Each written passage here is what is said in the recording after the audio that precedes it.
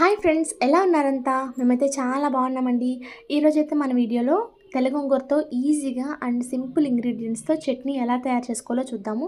So దీనికైతే మనకి 4 ingredients ఉంటే చాలండి, ఎక్కువ కూడా అవసరం లేదు. టేస్ట్ అయితే సూపర్గా వస్తుంది.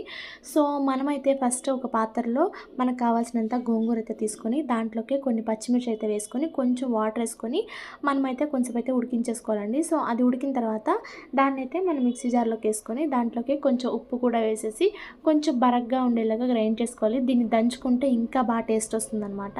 కొంచెం మెత్తగా మెరిగిన తర్వాత దాంట్లోకి మనం కొన్ని ఉల్లిపాయలైతే వేసేసుకొని జస్ట్ ఒక్కసారి అట్లా తిప్పాలండి. అంటే ఎక్కువ మెత్తగా అవ్వకూడదు, బరగ్గానే ఉండాలి.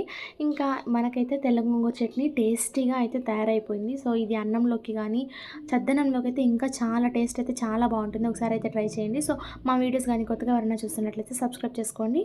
అలాగే వీడియో నచ్చితే లైక్ కూడా చేయండి. Bye bye friends.